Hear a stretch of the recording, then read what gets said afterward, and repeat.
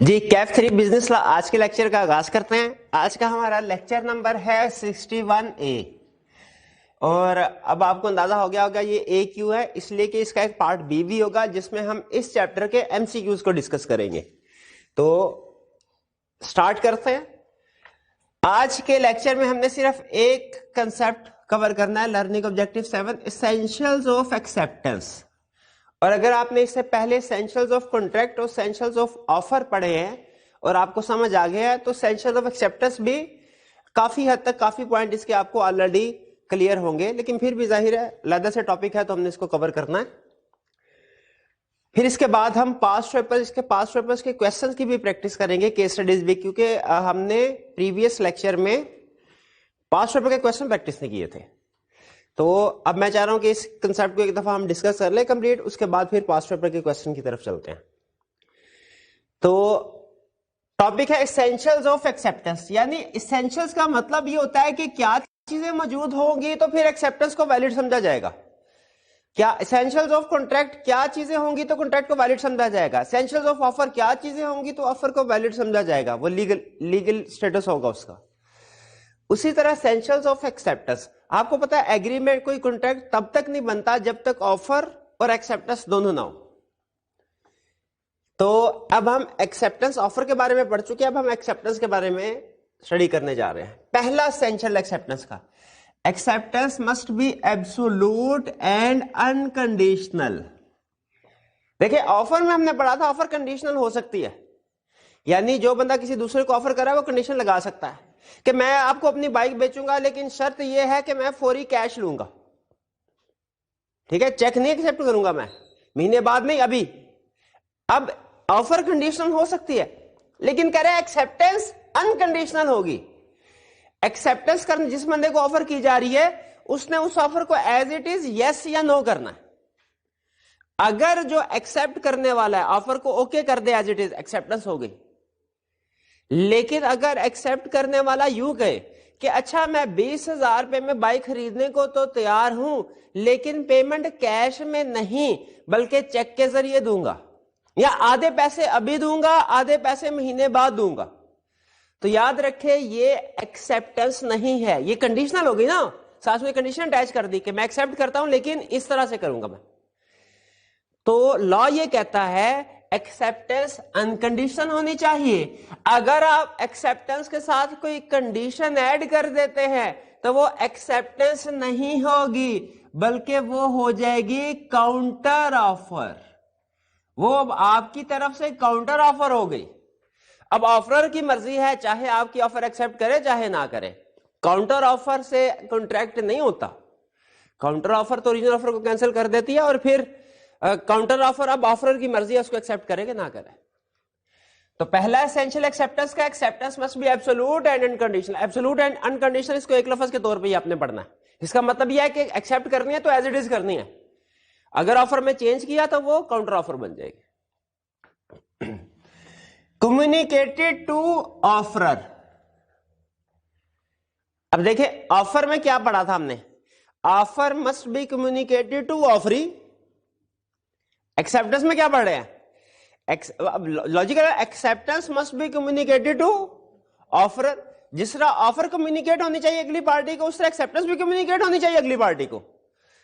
तो कह रहे हैं एक्सेप्टेंस कम्युनिकेट कर, अच्छा किसको करनी है, ऑफरर को या उसका जो भी ऑथोराइज एजेंट वगैरह है उसको। हम एजेंट वाली साइड पे नहीं जाते क्योंकि कोई भी पर्सन जो है वो जो काम खुद भी कर सकता है वो अपने किसी लीगल रिप्रेजेंटेटिव एजेंट के थ्रू भी कर सकता है। तो acceptance must be communicated to offer. अच्छा कैसे, बाय वर्ड्स भी बाय कंडक्ट भी। ऑफर में भी याद रखें यही एसेंशियल था कि ऑफर कम्युनिकेट होनी चाहिए और वो कम्युनिकेट हो सकती है बाय वर्ड्स भी बाय कंडक्ट भी। जैसे बाय वर्ड्स का क्या मतलब है, मैं उनसे कहता हूं भाई क्या आप इस एसी को खरीदेंगे, क्या आप गाड़ी खरीदेंगे, क्या आप घर खरीदेंगे, बाय वर्ड्स या रिटन फॉर्म में लिखता हूं, यह है express communication. Communication bye words भी हो, जो बाय वर्ड्स कम्युनिकेशन होती है उसे हम कहते हैं एक्सप्रेस कम्युनिकेशन लॉ में। और एक कम्युनिकेशन बाय कंडक्ट भी होती है, अल्फाज से नहीं बिहेवियर से, उसे लॉ में कहते हैं इंप्लाइड कम्युनिकेशन। इंप्लाइड कम्युनिकेशन, जैसे इंप्लाइड पावर थी एजेंसी वाले टॉपिक में, ठीक है, तो इंप्लाइड पार्टनरशिप वाले टॉपिक में भी थी, पार्टनर्स की इंप्लाइड पावर होती है। उसी तरह यहां पे भी ये implied communication by conduct. For example, मैं गाड़ी चला रहा हूं, इशारे पे रुका, एक बंदा आया और गाड़ी का शीशा साफ करना शुरू। अब देखें, जैसे ही वो मेरे पास आगे शीशा साफ करना शुरू किया, ये उसकी तरफ से इंप्लाइड ऑफर है। उसने बाय वर्ड्स नहीं कहा सर आपकी गाड़ी का शीशा साफ कर दूं, बाय वर्ड्स उसे पता है पूछूंगा तो कहेगा नहीं करना, तो वो खुद से साफ करना शुरू, ये उनकी तरफ से इंप्लाइड ऑफर है। अब अगर तो मुझे अपना शीशा साफ नहीं करवाना, मैं उन्हें कह दूंगा भाई शीशा साफ ना करो, शीशा साफ ना। लेकिन अगर मैं चुप करके बैठा रहता हूं तो मेरा ये बिहेवियर एक्सेप्टेंस को शो कर रहा है।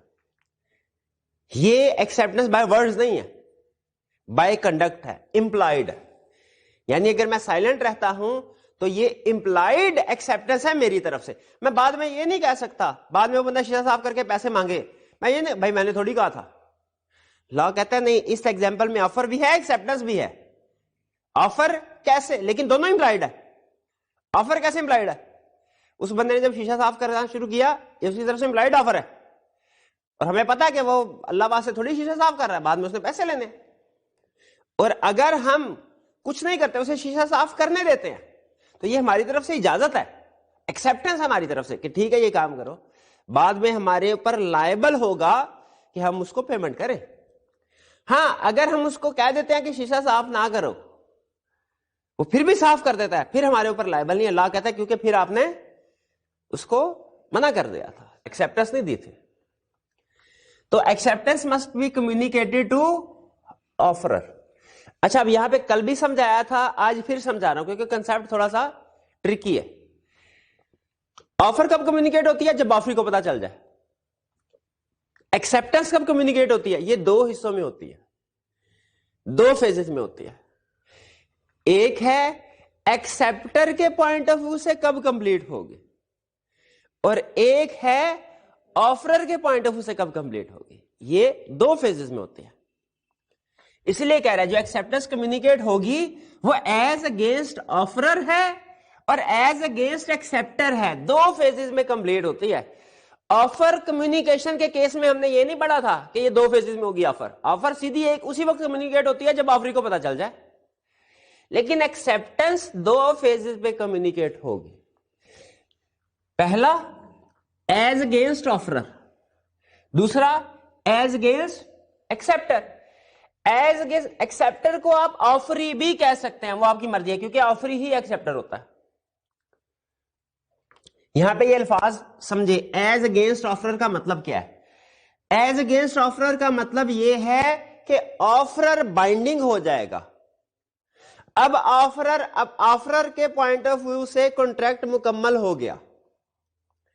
एज अगेंस्ट ऑफरर का मतलब क्या है? ऑफरर के ऊपर कॉन्ट्रैक्ट बाइंडिंग हो गया, यानी ऑफरर अपनी ऑफर को रिवोक करना चाहे तो अब नहीं कर सकता। एज अगेंस्ट एक्सेप्टर का मतलब क्या है? एक्सेप्टर के ऊपर भी कॉन्ट्रैक्ट बाइंडिंग हो गया इस स्टेज पे। सुने, जब ऑफरर ने लेटर लिखा, हां भाई मेरा बंगला खरीदते हो 2 करोड़ में, अब ऑफरी जो है उसने लेटर लिखा यस। अच्छा मुझे ये बताएं, ऑफरर ने मुझे लेटर लिखा 2 करोड़ में बंगला खरीदते हो, क्या ऑफरर अपनी इस ऑफर को रिवोक कर सकता है? कब तक कर सकता है? मेरी एक्सेप्टेंस से पहले। अच्छा अब सुनिएगा जरा अटेंटिव होके, मैंने लिख दिया यस, अभी कॉन्ट्रैक्ट नहीं हुआ, अभी ऑफर बाइंडिंग नहीं हुआ, एक्सेप्टेंस कम्युनिकेट नहीं हुई, अभी अपने पास रख। अगर मैंने यस लिख के लेटर बॉक्स में डाल दिया, ये एक्सेप्टेंस हुई है। लेकिन क्योंकि अब मेरी रीच से आउट ऑफ रीच हो गया, अब मैं उसको वापस लेना चाहता हूं तो नहीं ले सकता।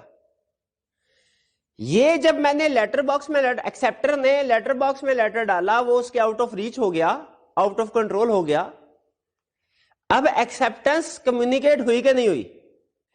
एक्सेप्टेंस कम्युनिकेट हुई, लेकिन as against offeror, as against, इसका मतलब क्या है? अब ऑफरर अगर ऑफर को बैकआउट करना चाहे नहीं कर सकता। ऑफरर के ऊपर कॉन्ट्रैक्ट बाइंडिंग हो गया, लेकिन मेरे ऊपर अभी कॉन्ट्रैक्ट बाइंडिंग नहीं हुआ। इंटरेस्टिंग पॉइंट यही है। क्यों?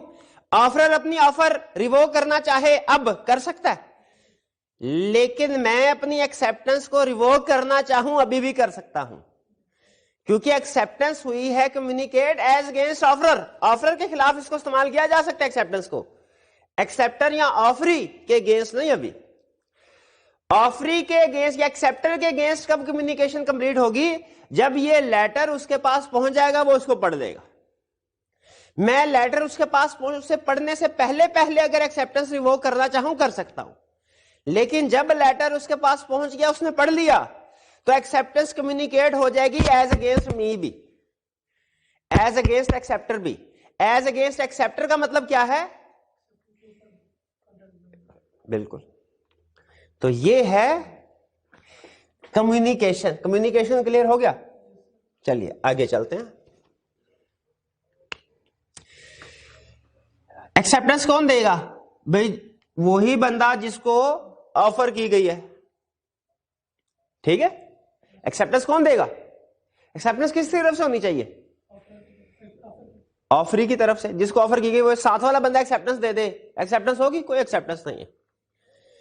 स्टिपुलेटेड अ रीजनेबल टाइम, वो अगर टाइम बताया गया है। अच्छा ये भी इंटरेस्टिंग, अगर मैं आपसे कहूं भाई, फर्ज कीजिए मैंने दूसरे बंदे को ऑफर दी, भाई क्या आप,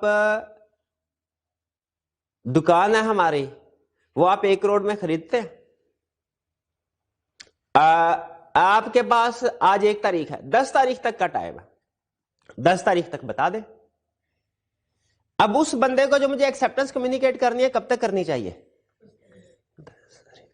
अगर मैंने टाइम स्पेसिफाई किया है तो उस टाइम के अंदर अंदर, और अगर टाइम स्पेसिफाई नहीं किया तो रीजनेबल टाइम। अब रीजनेबल टाइम क्या होगा? ये केस टू केस वेरी करता है, कोर्ट डिसाइड करती है। अगर मैंने ऑफर में टाइम स्पेसिफाई कर दिया, ऑफरी को उस टाइम से पहले पहले एक्सेप्टेंस देनी है, अगर उसके बाद एक्सेप्टेंस देगा कोई स्टेटस। अच्छा मुझे बताइए, मैंने कहा 10 तारीख तक एक्सेप्टेंस देना, 10 तारीख तक का टाइम है, मैं 8 तारीख को ये ऑफर वापस लेना चाहता हूं, ले सकता हूं? लॉ कहता है ले। हालांकि मैंने उसे 10 तारीख तक का टाइम दिया था, लेकिन अगर मैं चाहूं तो 8 तारीख से पहले पहले अपनी ऑफर को रिवोक कर सकता हूं, उसमें कोई हर्ज नहीं है, चाहे मैंने उसे 10 तारीख तक का टाइम दिया हुआ, क्योंकि अभी उसने एक्सेप्ट नहीं किया ना, मैं अपनी ऑफर वापस ले सकता हूं। एक्सेप्टेंस से पहले कोई भी ऑफर हो, चाहे टाइम के साथ हो टाइम के बगैर हो, उसे वापस लिया जा सकता है। लेकिन हां, इसमें एक छोटा सा पॉइंट है, अगर याद रहे तो ज़हन में रखिएगा, वरना कोई लाजमी नहीं है। अगर मैंने उसे टाइम दिया हो पैसे लेके, जैसे फर्ज कीजिए मैंने उसे कहा हो कि भाई 10 तारीख तक बता देना, 10 तारीख को उसने कहा मुझे सोचने को मजीद टाइम चाहिए, मैंने कहा अच्छा आप फिर ऐसा करो 50,000 रुपया दो, तुम्हें 10 दिन और दे देता हूं ऑफर के। अब अगर मैंने उसे कंसीडरेशन रिसीव कर ली है टाइम के बदले में, अब मैं 20 तारीख से पहले अपनी ऑफर रिवोक नहीं कर सकता, क्योंकि मैंने उसे पैसे रिसीव किए हैं उसके टाइम देने के। बहरहाल तो कंसेप्ट क्या हुआ हमारा कि स्टिपुलेटेड यानी स्पेसिफाइड टाइम से पहले पहले एक्सेप्टेंस देनी चाहिए, और अगर कोई टाइम स्पेसिफाई नहीं किया तो रीजनेबल। ठीक है जी। और इसमें अगर हम चाहें तो ऑफर को रिवोक कर सकते हैं। ऑफर चाहे तो, चाहे उसने टाइम चाहे स्टिपुलेट किया हुआ, स्पेसिफाई किया हुआ, स्टिल वो अपनी ऑफर को उस टाइम से पहले रिवोक कर सकता है। फिर स्टिपुलेटेड अ रीजनेबल मैनर। अच्छा ये समझ लीजिएगा 3 चीजों में फर्क, मैनर, टाइम और अनकंडीशनल। कंडीशन, क्या ऑफर के साथ कंडीशन अटैच की जा सकती है? हाँ बिल्कुल की जा सकती है। ठीक है, अगर ऑफर उस कंडीशन के मुताबिक काम ना करे, एक्सेप्टेंस नहीं है, बिल्कुल नहीं। क्या ऑफर के साथ टाइम अटैच किया जा सकता है? किया जा सकता है। अगर ऑफर उस टाइम के अंदर अंदर एक्सेप्टेंस ना दे, एक्सेप्टेंस नहीं। ऑफर के साथ मैनर का मतलब होता है आपने किस तरीके से कम्युनिकेशन करना है। लेटर लिख के कोई बंदा भिजवाएंगे, ईमेल करेंगे, व्हाट्सएप के जरिए से, टेलीफोन के जरिए से, वीडियो कॉल के जरिए से, फैक्स के जरिए से, किस तरीके से कम्युनिकेट, ये मैनर कहलाता है। मैनर कोई और चीज है, टाइम कोई और चीज है, कंडीशन अटैच करना कोई और चीज है। मैं फर्क समझ, मैनर का मतलब है मोड ऑफ कम्युनिकेशन क्या होगा। इसमें लॉ ने हाथ सख्त रखा हुआ है। लॉ ने कहा जो कंडीशन अटैच कर दी उसके मुताबिक नहीं हुआ ना, एक्सेप्टेंस कोई नहीं है। इसमें भी हाथ सख्त रखा हुआ है। टाइम मेंशन कर दिया ना, टाइम के अंदर एक्सेप्टेंस नहीं दी, एक्सेप्टेंस कोई नहीं है। लेकिन अगर ऑफरर ने मेथड कम्युनिकेट किया हो ना कि भाई आपने मुझे लेटर के जरिए से ही एक्सेप्टेंस देनी है और अगला बंदा ईमेल के जरिए से एक्सेप्टेंस दे दे, तो ये स्टिपुलेटेड या रीजनेबल मैनर नहीं। स्टिपुलेटेड का मतलब अगर मैनर स्पेसिफाई कर दिया है जो वो, और अगर मैनर स्पेसिफाई नहीं किया तो रीजनेबल मैनर में होनी चाहिए। लेकिन इशू ये है, कंसेप्ट ये है कि अगर स्पेसिफाइड मैनर के मुताबिक ना हुई हो एक्सेप्टेंस, तो लॉ क्या कहता है? लॉ कहता है ये है डेविएटेड, उसने मैनर से डेविएट किया। अब ऑफरर की मर्जी है, मर्जी है ना, क्या मर्जी है? चाहे एक्सेप्ट करे चाहे ना करे। क्यों ना करे? क्योंकि प्रेस्क्राइब्ड मैनर में नहीं है।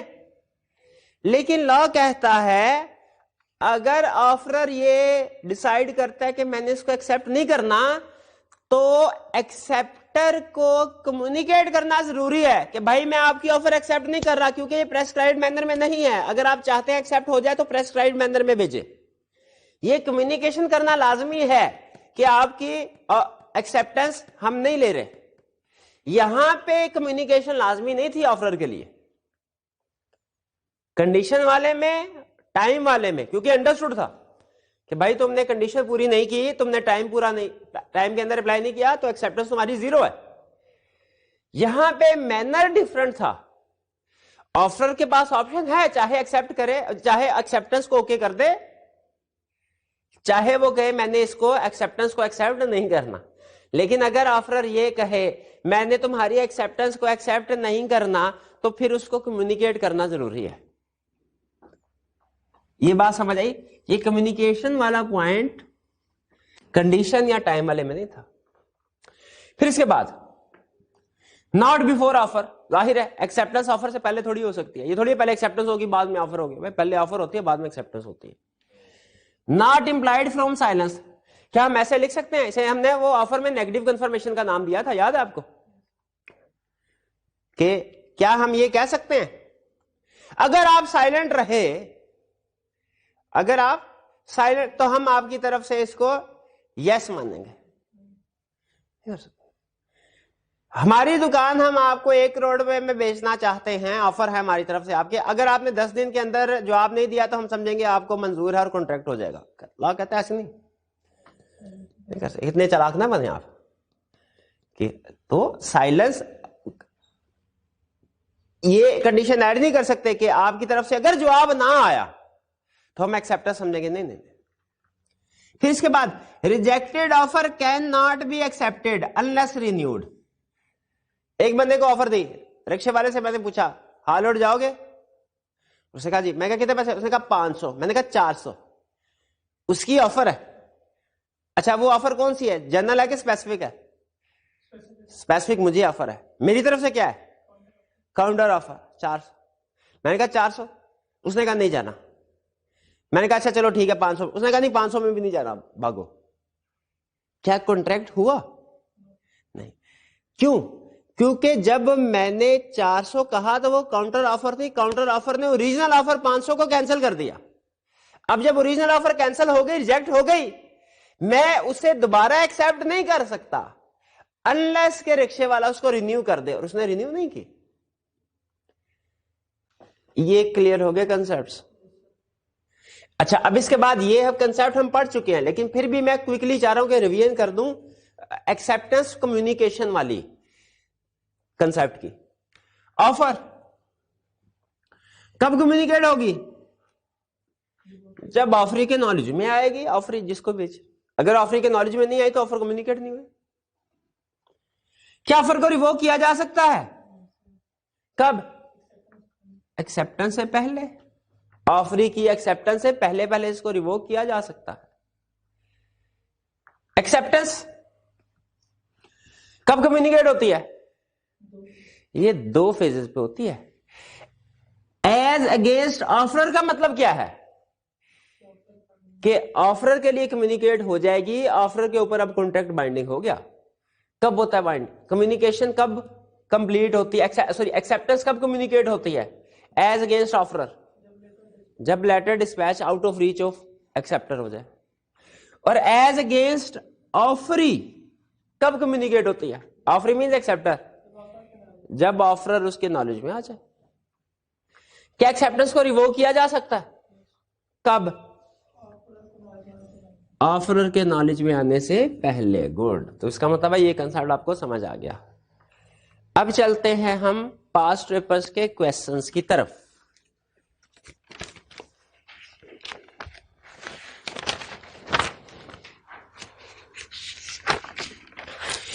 ये पार्ट 1 कर लिया। लर्निंग ऑब्जेक्टिव 4 तो नहीं किया था हमने। चलिए लर्निंग ऑब्जेक्टिव 4 के question. Question number 16, with reference to contract act 1872 discuss the types of offer. Offer की कितनी टाइप्स हैं?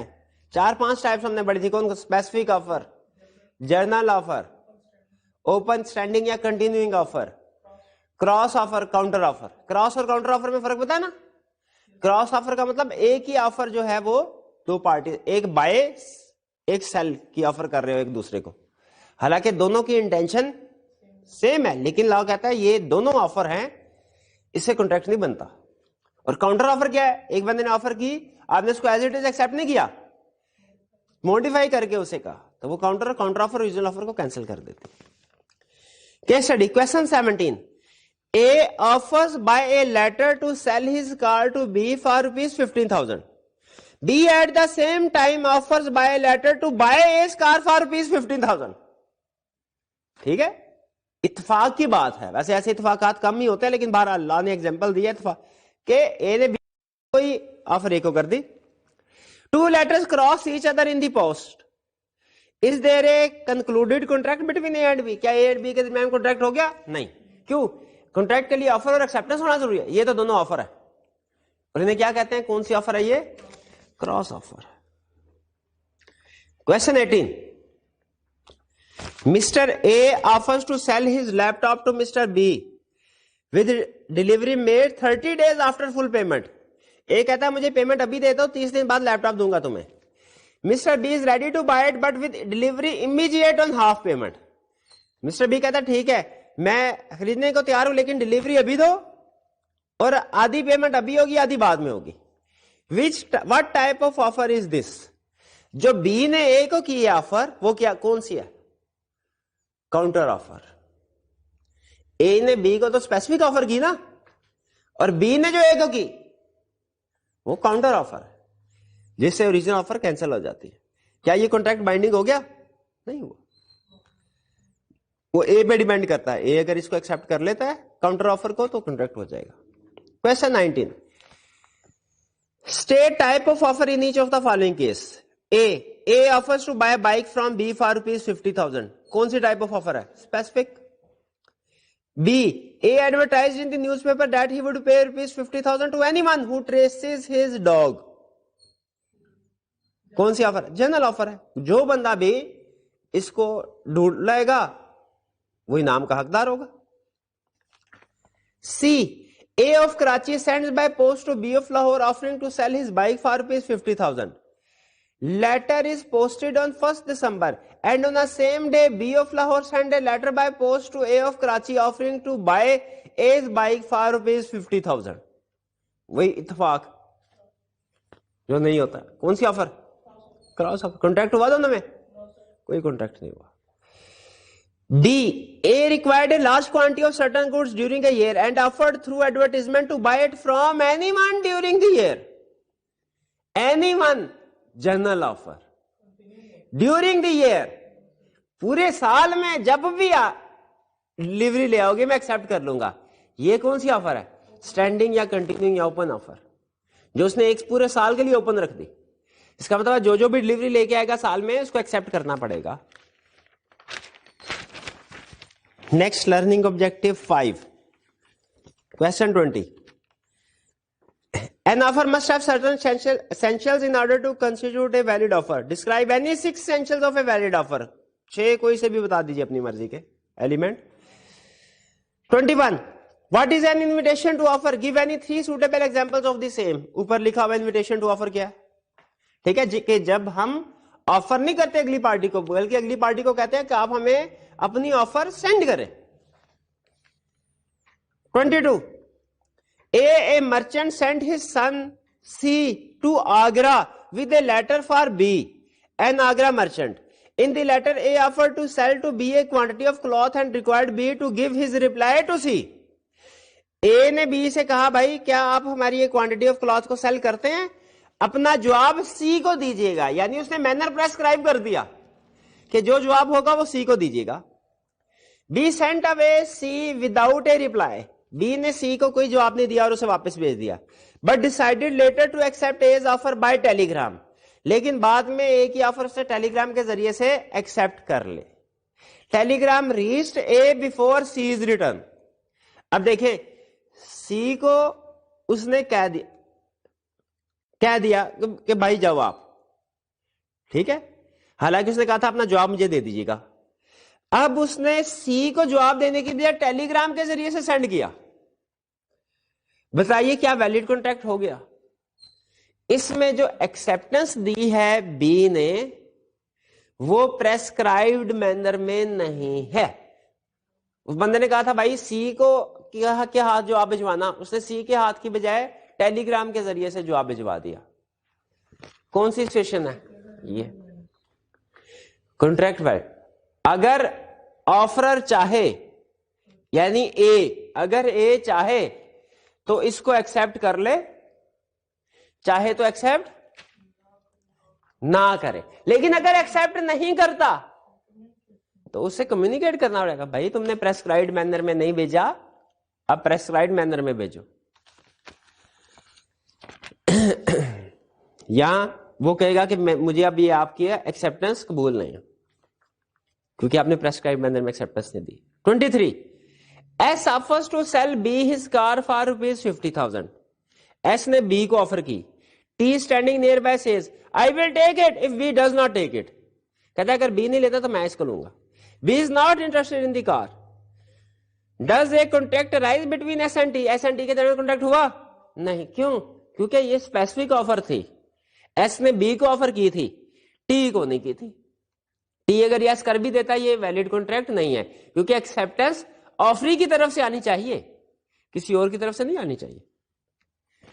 What will be the position if T says, अच्छा अब देखें तो ये एक्सेप्टेंस, लेकिन अगर एस चाहे, अब टी ने जो कहा ना वो टी की एक्सेप्टेंस नहीं समझी जाएगी, टी की ऑफर समझी जाएगी एस को. अगर एस चाहे तो टी की ऑफर को एक्सेप्ट कर सकता है, चाहे तो ना करे. What will be the position if T says to us, here is the money, I take the car. अगर वो कहे ये लो भाई ये पैसा ये पड़ा है, गाड़ी दो मुझे, फिर भी सेम सिचुएशन है, कॉन्ट्रैक्ट नहीं हुआ, उसकी तरफ से ऑफर है, पहले उसने ज़बानी कलामी की थी, अब आगे पैसे रख दिए. 24. X sees a book displayed in shelf of a bookshop with a price tag of ₹85. हाँ, इससे कौन सा इन्विटेशन टू ऑफर वाला कंसेप्ट ध्यान में आया? बुक शेल्फ से. X tendered ₹85 on the counter and asked for the book. Bookseller refused to sell, saying that the book has already been sold to someone else and he does not have another copy of that book in the stock. Is the bookseller bound to sell the book? Bookseller bound नहीं है. क्यों? क्योंकि जो shelf पे लगी हुई थी वो इन्विटेशन टू ऑफर थी. जब X ने उसको उठाया तो X ने ऑफर दी, लेकिन बुक सेलर ने उसको रिफ्यूज कर दिया, रिजेक्ट कर दिया, तो एक्सेप्टेंस नहीं हुई, कॉन्ट्रैक्ट भी नहीं हुआ. 25. An auctioneer advertised in a newspaper that a sale of office furniture would be held at Delhi. Auctioneer से भी वही इन्विटेशन टू ऑफर वाला बात लग रहा है कि वो कंसेप्ट टेस्ट कर रहा है. A broker of Bombay reach Delhi on the appointed date and time. वो ब्रोकर जो है वो आ गया. But the auctioneer withdraw all the furniture from auction sale. लेकिन ऑक्शनर ने कहा भाई मैं अब मेरा इरादा बदल गया, फर्नीचर को सेल नहीं कर रहा. Broker shoes him for loss of his time and expense. Broker ने कहा भाई ये मेरा टाइम लगा है, खर्चा लगा आने जाने में, आप ऐसे ही विड्रॉ कर लिया. बताइए क्या कोई कॉन्ट्रैक्ट हुआ? नहीं. क्यों नहीं हुआ? क्योंकि इन्विटेशन टू ऑफर थी. 26.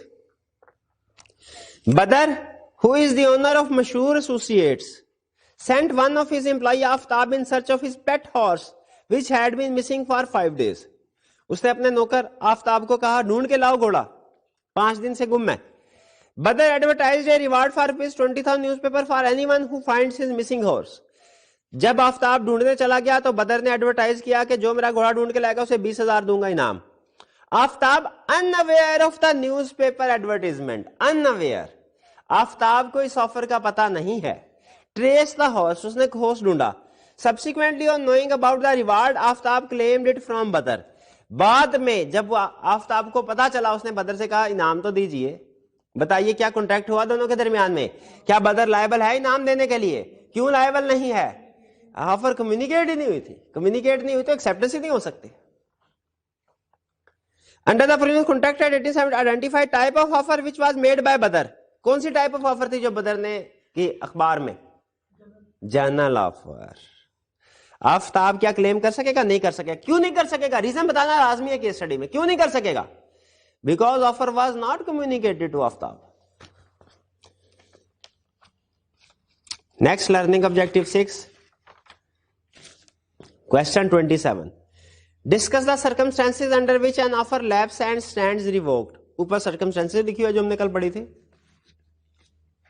क्या डेथ से ऑफरर या ऑफरी की डेथ से रेवोकेशन हो जाती है? ऑफरर की डेथ से रेवोकेशन हो जाती है?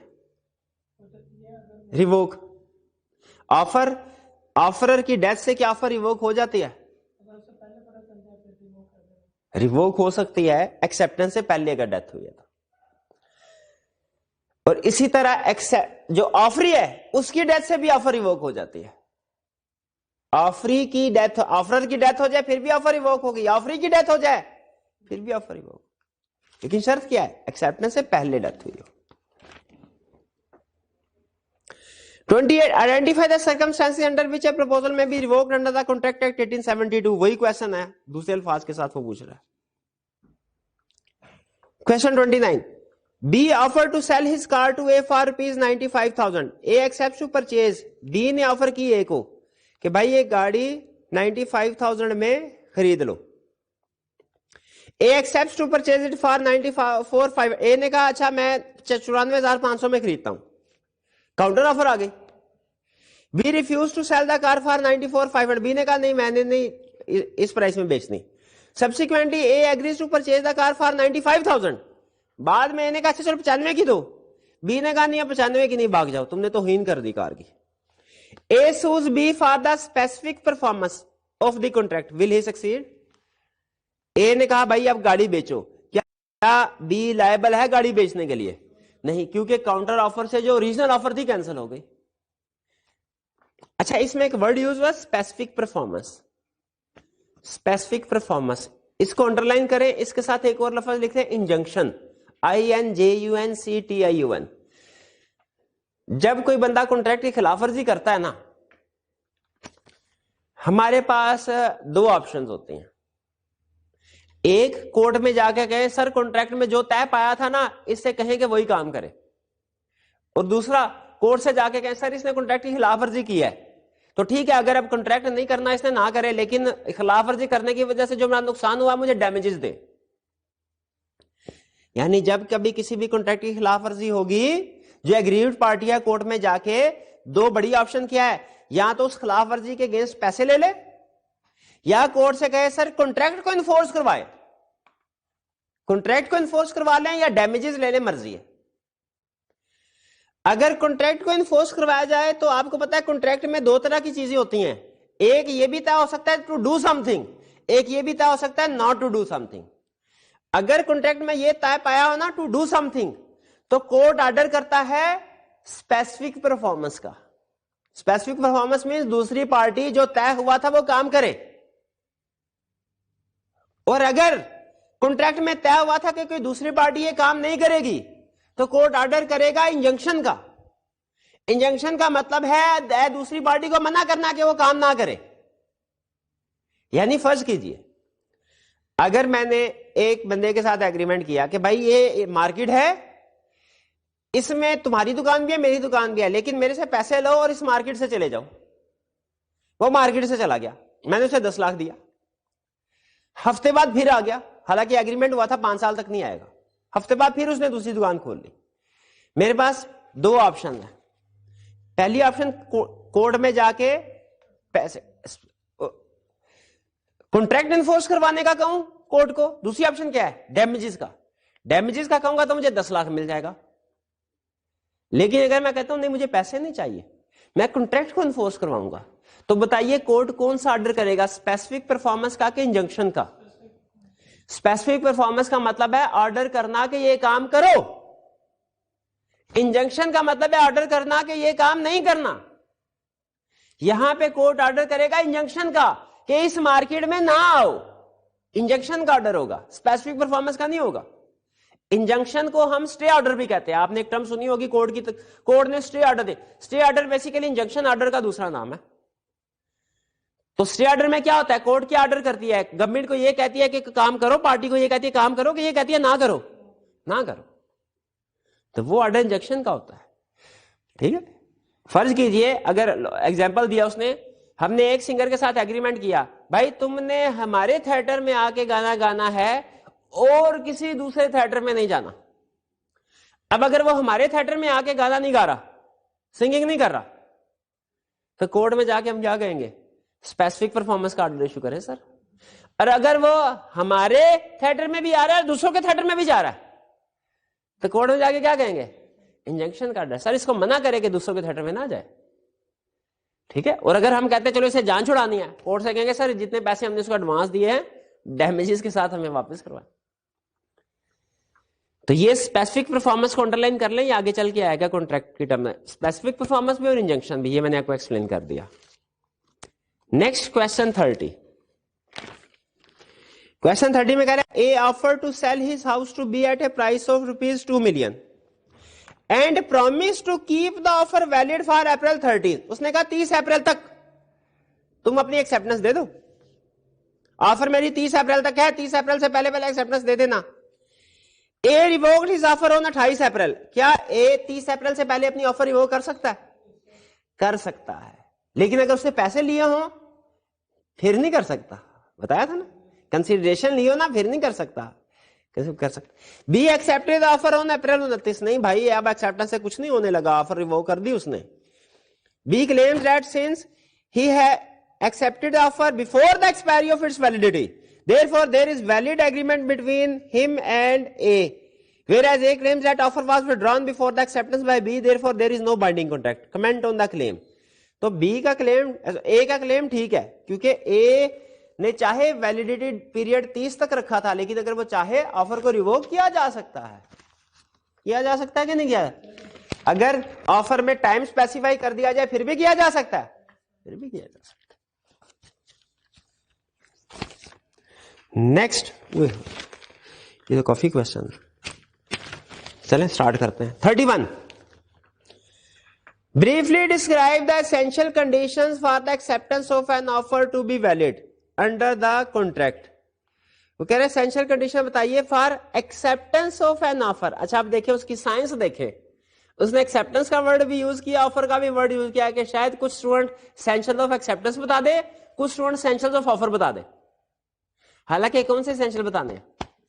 एक्सेप्टेंस के। जाहिर है एक्सेप्टेंस ऑफर की होती है, तो एसेंशियल्स और एक्सेप्टेंस के बताने हैं। रिप्रोडक्शन का क्वेश्चन है simple. 32 under the permission of contract at 83 list the essentials of a valid acceptance. Essential की लिस्ट बतानी है। अब देखें 32 में सिर्फ हेडिंग देनी है हमने, लेकिन 31 में हमने उसको डिस्क्राइब भी करना, ठीक है, रिक्वायरमेंट में फर्क है ना, केस स्टडीज के ऊपर है। 33 P sold his business to Q without disclosing this to his customers. P ने Q को बिजनेस बेच दिया। M an old customer sent order for goods to P by name. Q the new owner executed the order. Is M bound to accept the good? P ने अपना business Q को बेच दिया, customer को नहीं पता, कस्टमर ने अपना ऑर्डर भेजा P को, क्योंकि P होता था ना दुकानदार, अब हालांकि चेंज हो गया। क्या P की जगह पे Q कस्टमर का ऑर्डर एक्सेप्ट कर सकता है? नहीं। क्यों नहीं कर सकता? भाई जिसको ऑफर की गई है वो कौन है? P।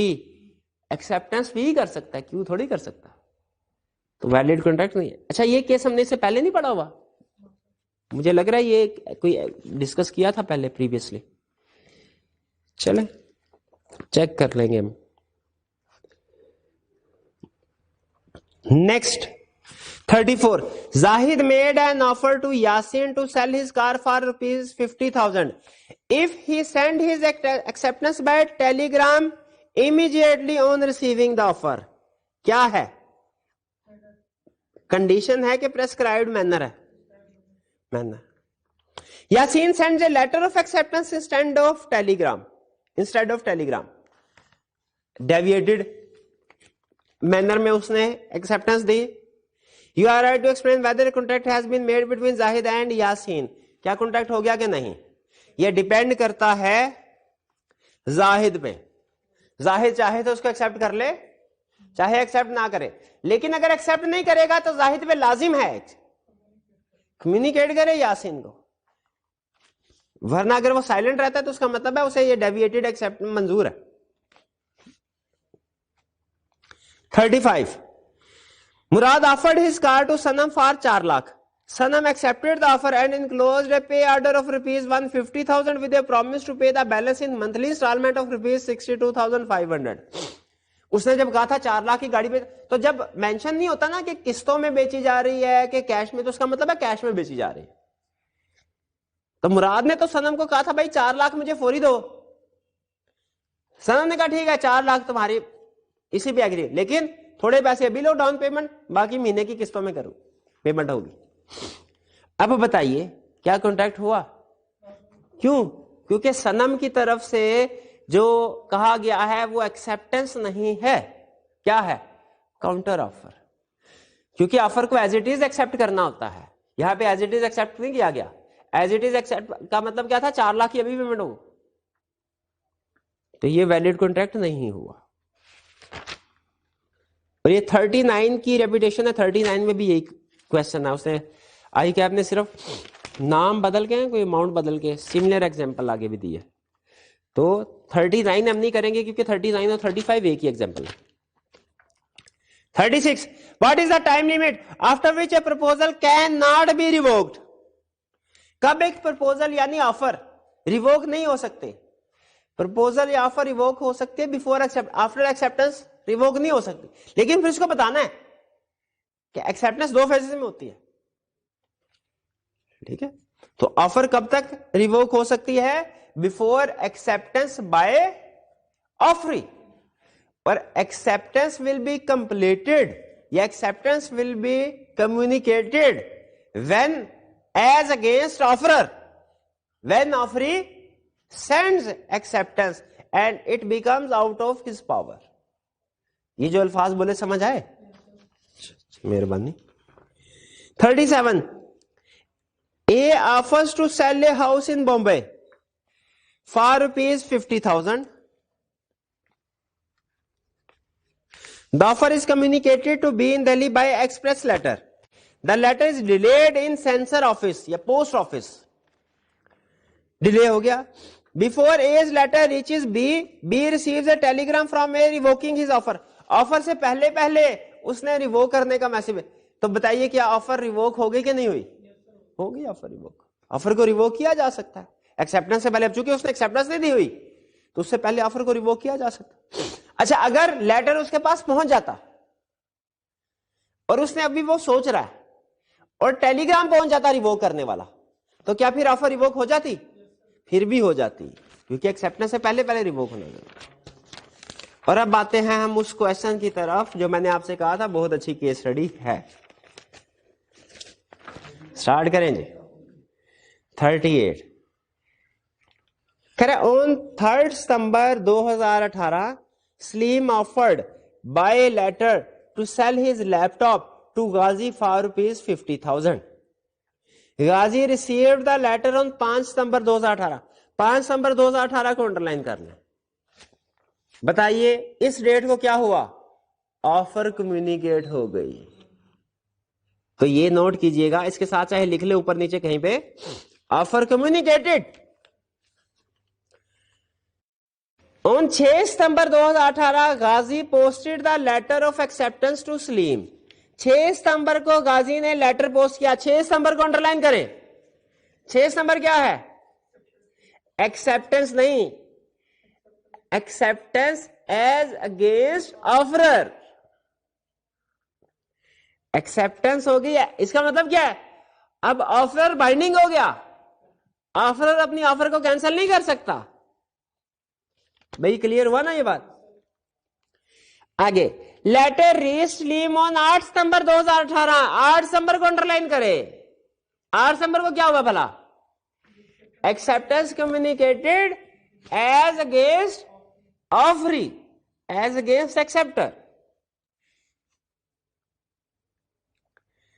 Salim wrote a letter. Saleem यानी जो ऑफरर था उसने रेवोकेशन ऑफ ऑफर का लेटर लिखा and posted it to Ghazi on 5 सितंबर 2018। 5 सितंबर 2018 को अंडरलाइन करें। ये लेटर रेवोकेशन है। क्या 5 सितंबर को सलीम ऑफर रिवोक कर सकता है?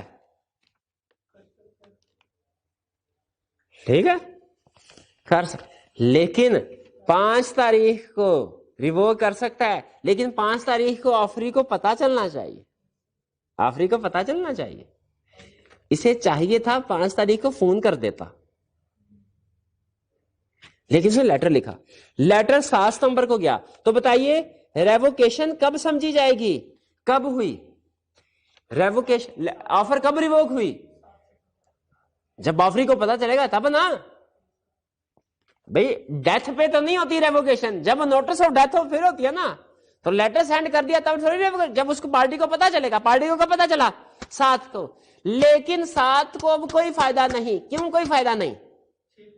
6 को उसने एक्सेप्टेंस दे दी थी। 6 को एक्सेप्टेंस कंप्लीट हो चुकी थी एज अगेंस्ट ऑफर। इसका मतलब है 6 के बाद ऑफरर अपनी ऑफर को रिवोक नहीं कर सकता। ऑफरर ने कब अपनी ऑफर को रिवोक किया? 7 को। 7 को क्यों? हालांकि उसने तो 5 तारीख को लेटर सेंड कर दिया था, इसलिए कि वो कम्युनिकेट तो 7 को हुआ ना। तो हम कम्युनिकेशन की डेट देखते हैं कि नोटिस कब मिला, कम्युनिकेशन कब हुई, सेंड कब किया, वो नहीं। तो इसका मतलब है ये कॉन्ट्रैक्ट वैलिड हो गया कि नहीं हुआ? हो गया। किस डेट को वैलिड हुआ ये? 6 तारीख को। 6 तारीख को। ठीक है, बाकी उसने डेट्स पूछी है, डेट्स मैंने आपको साथ साथ शेयर कर दी। तो 39 आपको पता है डुप्लीकेशन है 35। तो ये क्लियर हो गया। ये हमारा चैप्टर 2 कंप्लीट। हाँ, इसके एमसीक्यूज रह गए हैं, और जो एमसीक्यूज होंगे वो अलहदा आपको वीडियो में हम शेयर कर लेंगे। वो जो हम स्क्रीन रिकॉर्डिंग के जरिए से वीडियो बनाते होते हैं उसके जरिए से। तो इसके साथ आज का लेक्चर हमारा यहाँ पे खत्म होता है। अल्लाह हाफिज।